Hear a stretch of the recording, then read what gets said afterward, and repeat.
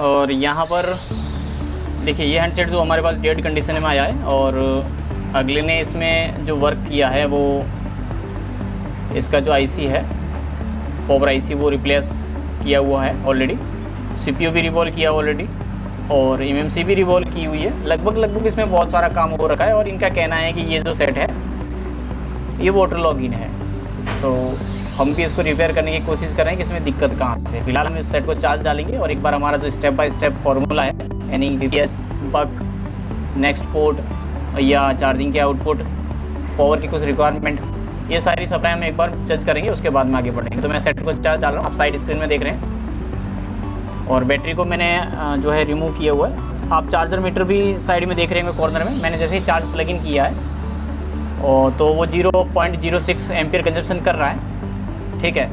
तो मैं यहाँ पे आपको जो है एक बार इसकी वी बस यहाँ पे चेक करवा देता हूँ कि वी बस यहाँ पर आ रही है नहीं आ रही है। तो मीटर जो है मेरा वो भी आपको कॉर्नर में दिख रहा होगा। तो मैं यहाँ पे एक बार आपको वी बस चेक करवा रहा हूँ। तो मैंने एक प्रोब को ग्राउंड रखा है, दूसरी प्रोब से मैं चेक कर रहा हूँ। तो वोल्टेज कितने आ रहे हैं यहाँ पर 4.8 यानी 5 वोल्टेज के आसपास वी बस इसमें इन हो रहा है। यानी कहने का मतलब इन हो रहा तभी ये एम्पियर कंजम्पशन मीटर में शो कर रहा है, ठीक है। नेक्स्ट बढ़ते हैं। अब मैंने प्लग इन इसमें किया है, तो ये जो हमारा चार्जिंग वाली जो सप्लाई है वो निकल के किसको जाती है, चार्जिंग आईसी को। चार्जिंग आईसी एक वोल्टेज आउटपुट करती है, उसका क्या नाम है, चार्जिंग आईसी जो आउटपुट करती है VPS की सप्लाई एक जो पावर आईसी को देती है, यानी पावर आईसी की मेन रिक्वायरमेंट, ठीक है। तो हम बोर्ड अभी फिक्स है तो इसको बोर्ड को इधर उधर नहीं करेंगे, हम डायरेक्टली पावर आईसी पे चले जाएंगे।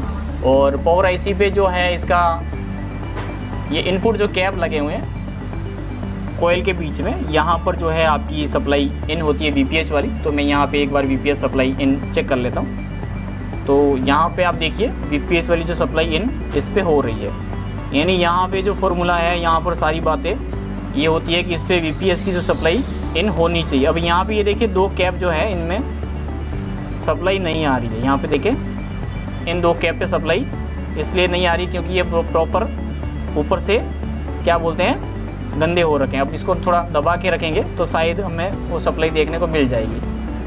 तो मैं थोड़ा सा इसको टच करता हूँ थोड़ी देर के लिए, देखिए आ रही है। यानी ये जो थोड़े गंदे हो रखे हैं इसलिए नहीं आ रही, तो यहाँ पे मैं दबा के रख रहा हूँ इसको, तो आ रही है, ठीक है। यानी इस आईसी को जो है इनपुट की सप्लाई VPH वाली सप्लाई इसको इन हो रही है, ठीक है।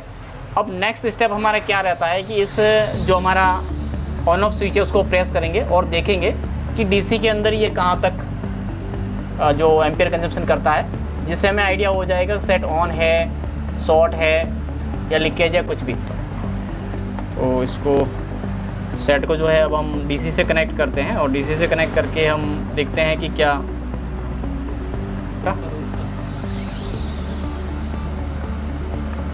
तो ये लगा दिया मैंने इसको।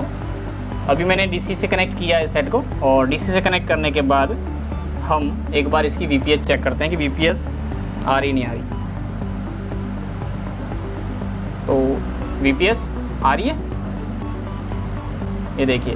तो अब हम इसका ऑन ऑफ प्रेस करते हैं, और ऑन ऑफ प्रेस करने से पहले आपको मैं ऑन ऑफ के वोल्टेज दिखा दूं, क्योंकि कई बार क्या होता है कि ऑन ऑफ में वोल्टेज नहीं होते तो भी ये कंडीशन बनती है। तो मैं यहाँ पे आपका ऑन ऑफ शो हो रहा है आपको, और मैं यहाँ पे ऑन ऑफ शो कर, देखिए वोल्टेज आ रही है।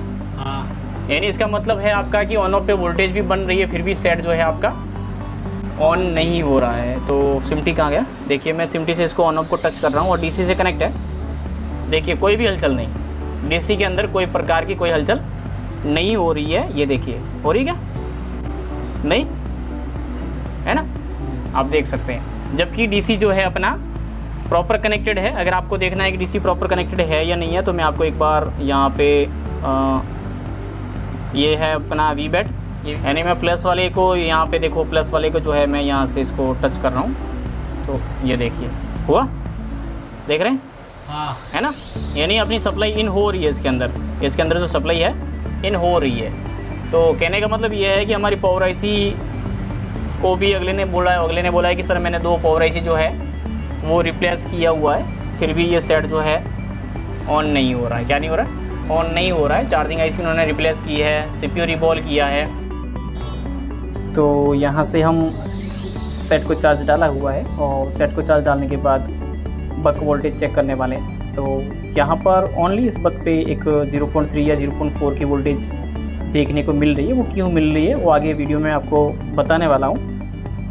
नेक्स्ट, इसके अलावा किसी भी बक पे आपके वोल्टेज देखने को नहीं मिलते हैं, यानी एक ऐसी बक 6357 CRV के आउटपुट में लगी रहती है, ओनली उस बक पे आपको वोल्टेज मिलते हैं। तो आपको ओनली बिना IC रिबॉल किए, बिना CPU रिबॉल किए क्या करना है वो नेक्स्ट इस वीडियो में मैं बताने वाला हूँ। तो ये जो बक बनती है किसी एक एक्स्ट्रा बक बनने के लिए, इस पावर IC को नेक्स्ट स्टेप लेने के लिए अनेबल के तौर पे काम करती है। तो चलो आगे देखते हैं इसमें हमें क्या स्टेप लेना है। ये जो सप्लाई बन रही है वो किसको जा रही है और उस सप्लाई को और क्या क्या रिक्वायरमेंट होती है, उस कंडीशन में हमें क्या क्या चेक करना होता है। तो नेक्स्ट आगे देखो। तो यहाँ पर जो हम VPS जो पावर IC के अंदर जिस पैड पे इन होती है उसको एक बार चेक कर लेते हैं। आप देख सकते हैं मैं एक प्रॉप को VPS पे रखा हूँ और दूसरी प्रॉप से एक एक पैड चेक कर रहा हूँ मैं।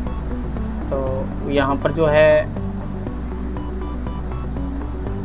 5-6 पिन पे जिस पे भी पैड पे इसका VPS इन हो रहा है सभी प्रॉपर इन हो रहा है, यानी कहने का मतलब पावर IC को जो VPS जो मिलना चाहिए वो पूरा का पूरा मिल रहा है। यहाँ पे आप देख सकते हैं पूरा कम्प्लीटली मिल गया है। ठीक है, तो नेक्स्ट जो हम ये कह सकते हैं पावर IC की तरफ से कोई इशू नहीं है। हमारा जो मेन इशू है वो है आपका मेनली हम देखेंगे इसकी जो बक सप्लाइयाँ होती है SMPS जो होती है उसको पावर स्विच प्रेस करके देखेंगे बन रही है नहीं बन रही है।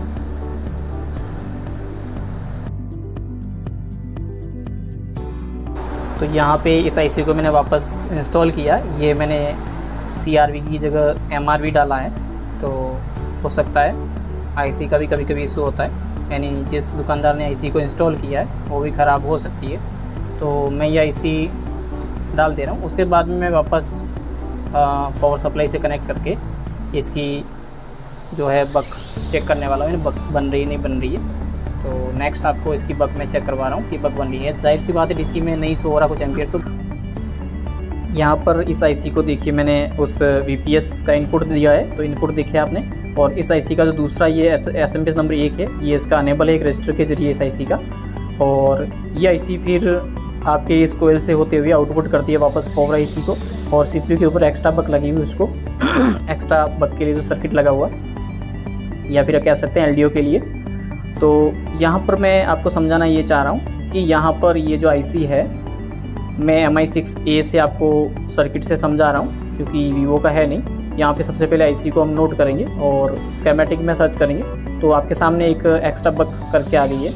और इसमें देखो VSYS यानी MTK में VSYS बोला गया है, इनपुट सप्लाई इसको मिलती है। उसके बाद में एक इसकी पिन जो होती है पावर गुड, यानी यहाँ पे जो TP2 लिखा हुआ है यहाँ पर पावर गुड इस IC की फीडबैक यानी IC प्रॉपर काम कर रही नहीं कर रही। इसके बाद में VS1 यानी SMPS 1 से इसको अनेबल मिलता है और ये LX वाली पिन से ये आउटपुट करती है। और इसके बाद में ये आउटपुट प्रॉपर हो रहा है नहीं हो रहा है, 2 रजिस्टर डाल के यानी डिवाइडर सर्किट बनाकर भी ये IC वापस जज करती है। तो ये सप्लाई आगे जाके आपके वापस नेक्स्ट आपकी पावर IC को ही जाती है, यानी दूसरी जो आपकी SMPS है उसको अनेबल करने के लिए वापस, या फिर आपके एक्स्ट्रा जो LDO है उसको ऑन करने के लिए। तो आपको इसमें देखना क्या है, इनपुट VPH, इसके अलावा 6357 की S1 से इसको आने वाली अनेबल, और इसके बाद में इसके 2 रजिस्टर जो डाल रखे हैं उन दोनों का वैल्यू और वापस आने वाली पिन का वैल्यू और आउटपुट जो कि आपके पावर को जाता है। 6A में ऊपर बताया मैंने आपको।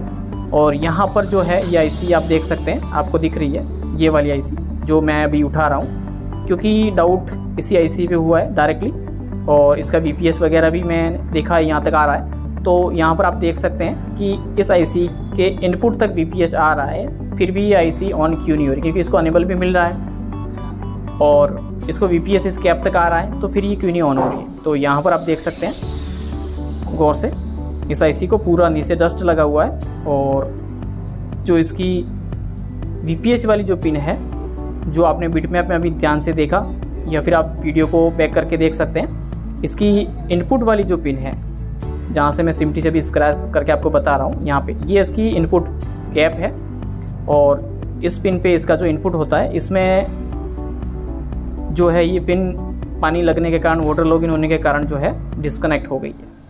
इसके कारण ये IC आपकी काम नहीं कर रही है। तो अगर ये नहीं काम कर रही है तो आपकी पावर IC को जो है 1.4 की जो सप्लाई मिलती है इसको वो नहीं मिलेगी, और वो सप्लाई नहीं मिलेगी तो आपकी पावर आईसी काम नहीं करेगी। चाहे आप एक आईसी डालो, 2 डालो, 3 डालो, कितनी भी डाल दो, जब तक आप इस आईसी का मेन रिक्वायरमेंट पूरा नहीं करोगे, इनपुट पूरा नहीं करोगे, अनेबल पूरा नहीं करोगे, डिवाइडर सर्किट पूरा नहीं करोगे, तब तक जो है आपकी पावर आईसी काम नहीं करेगी। तो यहाँ पर मैंने उस ट्रैक को बनाया है और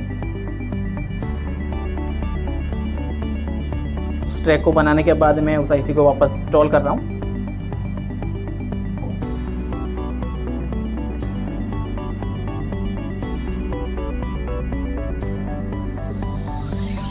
तो यहाँ पर आप देख सकते हैं, क्योंकि वो कैप थोड़ा सा जंग लगा हुआ तो उसको मैंने साइड कर दिया है, और उस ट्रैक को मैं अच्छे से बना रहा हूँ, क्योंकि हो सकता है लूज़ कनेक्शन के कारण भी आईसी काम नहीं करती है।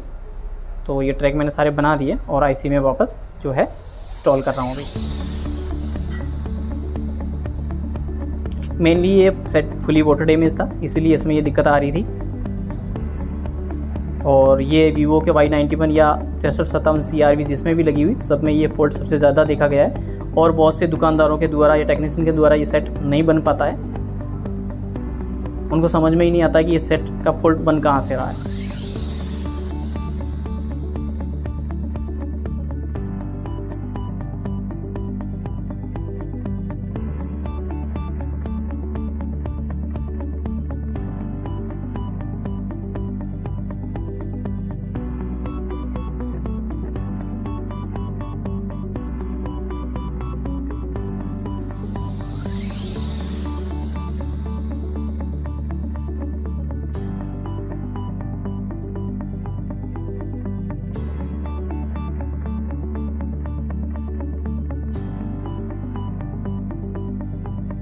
तो ये आईसी डालने के बाद मैं जो है सेट को ऑन कर रहा हूँ, तो आप डीसी में ध्यान दीजिएगा। 800 मिली एम्पियर इसने कंजप्शन किया है, और मैं वापस चेक करवा रहा हूँ आपको। देखिए डीसी में आप ऊपर ध्यान दीजिएगा। ऑन करने के दौरान सेट का रीडिंग तो चला है डीसी का, लेकिन high ampere 1 milliampere 1 ampere के पास चला गया है, जो कि सही नहीं है। 1 एम्पियर जाना सही नहीं है। इस आईसी के नीचे एक और आईसी है जिसमें कि मेरे को पानी लगा हुआ दिखा है, तो उसको भी उठा के देखते हैं एक बार कि, तो यहाँ पे आप देख सकते हैं इसके नीचे भी आपको डस्ट दिख रहा है, ये देखिए। और यहाँ पर इस आईसी के नीचे पूरा पानी लगा हुआ दिख रहा है आपको। इसके कारण जो ये सेट जो है हाई बूटिंग जा रहा था, क्योंकि जहाँ जहाँ मोटर लॉगिन होगा, जहाँ जहाँ वोल्टेज रन करता है, वहाँ वहाँ दिक्कत आती है। तो इस आईसी को भी हम क्लीन करते हैं, और इस आईसी को भी हम एक बार क्लीन करके लगा देते हैं।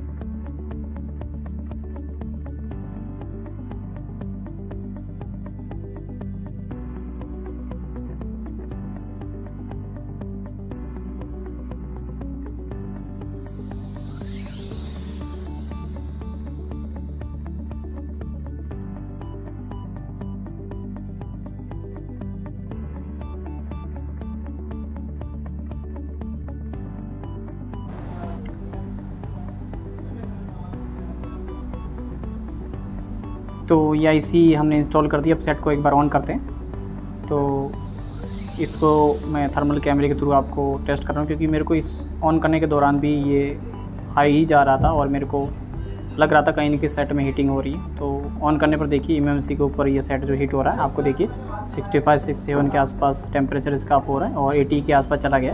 दूसरी साइड में देखते हैं क्या दूसरी साइड में कोई इशू तो नहीं, तो यहाँ पर तो कोई इशू नहीं है, बट एमएमसी जो है इसका फुल हीट हो रहा है। आप देखिए, यानी कहने का मतलब एमएमसी के अंदर इशू है और आपको मैं थर्मल के थ्रू शो करवा रहा हूँ। और तो एक बार एमएमसी को निकाल देते, क्योंकि अगले ने एमएमसी भी निकाला हुआ, तो हो सकता है कोई पैड आपस में मिला हुआ हो। तो एमएमसी को निकाल के मैंने देखा है और एमएमसी को निकालने के बाद यहाँ पे देखिए एक आध पैड मेरे को मिला हुआ दिख रहा है।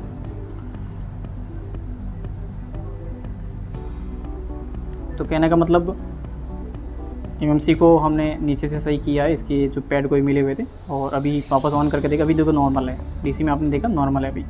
तो अब जो है हम सेट के अंदर एमएमसी वापस इंस्टॉल कर देते हैं और एमएमसी इंस्टॉल करने के बाद देखते हैं सेट अपना ऑन हुआ या नहीं।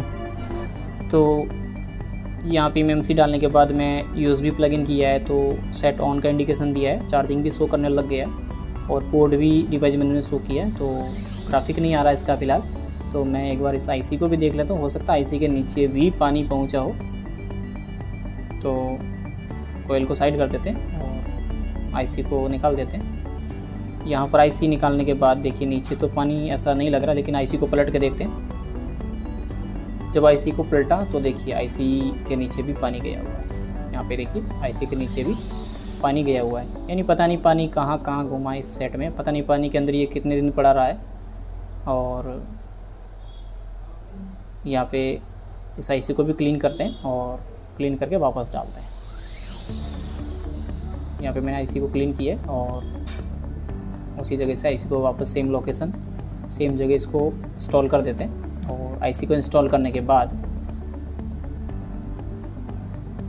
देखते हैं हमारा ग्राफिक आता है या नहीं आता है। हालांकि ये ओनली दुकानदार मेरे पास बोर्ड देके गया है, कोई फोल्डर वगैरह नहीं है, ना कोई बैटरी है। तो मेरे पास एक दूसरा सेट आया हुआ पड़ा है, उसमें टेस्ट कर लेंगे। हालांकि उसको फोल्डर टूटा हुआ है, बट दिख जाता है सेट में ग्राफिक आ रहा है नहीं आ रहा। तो आईसी मैं दोबारा डाल रहा हूँ और आईसी डालने के बाद इसका जो कोयल को साइड किया था उसको भी हम लगा देते हैं साथ ही साथ। तो हमेशा कोई भी आईसी इंस्टॉल करते टाइम आप पेस्ट फ्लक्स ज़रूर यूज करें। तो कोयल भी मैंने लगा दिया और आईसी भी लगा दिया। अब हम देखते हैं सेट में ग्राफिक आते हैं या नहीं आते हैं। अब नॉर्मली देखिए अब कनेक्टर भी इसका गंदा हो रखा है, तो कनेक्टर के साथ भी कुछ करना अच्छा नहीं है। तो मेरे पास सेम बोर्ड स्क्रैप पड़ा है, उसके अंदर से कनेक्टर इसमें डाल देते हैं। तो यहाँ पर इस कनेक्टर को निकाल देते हैं और इस कनेक्टर को निकालने के बाद हमेशा कनेक्टर निकालते टाइम फिटिंग का ध्यान दें। इसमें ये दूसरा मेरे पास स्क्रैप पड़ा है, उसका कनेक्टर हम निकाल के इसमें डाल देते हैं।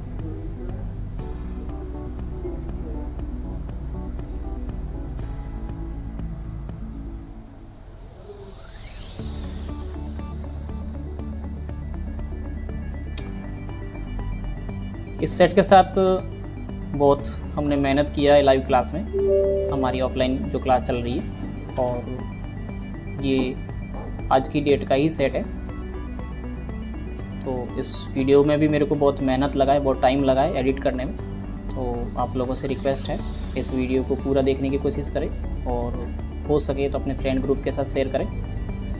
तो इस सेट को हमने पूरी मेहनत के साथ रिपेयर किया है और इसके light IC, power IC, CPU, MMC, graphic IC, LCD connector, light IC, सारा कुछ हमने जो रिप्लेस करके इस सेट को रिकवर किया है। आप देख सकते हैं ये मेरे पास ओनली दुकानदार ने बोर्ड दिया है। तो मेरे पास एक दूसरा कॉम्बो आया हुआ था, उसमें मैं ये लगा के देख रहा हूँ। ये भी कॉम्बो डालने के लिए आया है। तो मैं सेट को पहले पैक कर दे रहा हूँ और मैं कर रहा हूँ सेट को ऑन। हालांकि इसकी बैटरी लो है। तो यहाँ पे देखिए सेट ऑन हो चुका है और लो का इंडिकेशन आया है। तो मैं एक बार आपको चार्ज डाल के दिखा रहा हूँ और यहाँ पे चार्जर मीटर में भी आपको दिखेगा। देखिए जैसे मैंने चार्ज डाला है तो यहाँ पे चार्जिंग का एम्पियर कंजप्शन ये कर रहा है, और चार्जिंग का इंडिकेशन इसने अभी तक नहीं किया है। हो सकता है ये देखिए चार्ज भी लग चुका है।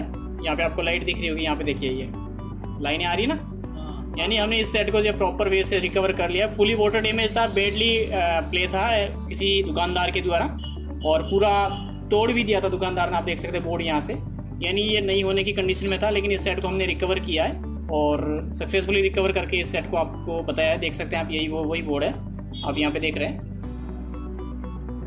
देख लिया आपने। इसकी चार्जिंग आईसी हमने रिप्लेस की है, OUP नहीं थी वो डाली है। फिर पावर आईसी इसकी कुछ और ही डाली हुई थी वो डाली है हमने। फिर इसकी जो एक्स्ट्रा बक की जो सप्लाई थी उसमें पानी लगा हुआ था, एक यहाँ पे आईसी लगी उसको चेंज किया। लाइट आईसी को हमने रिप्लेस किया, ग्राफिक आईसी को रिप्लेस किया, इसका LCD कनेक्टर वाटर लॉगिन था उसको रिप्लेस किया। फाइनली हमने इस सेट को जो रिकवर किया। तो वीडियो अच्छा लगा हो तो लाइक शेयर और कमेंट जरूर करें, और अगर मेरे चैनल पे नए हो तो सब्सक्राइब जरूर करें। Thank you.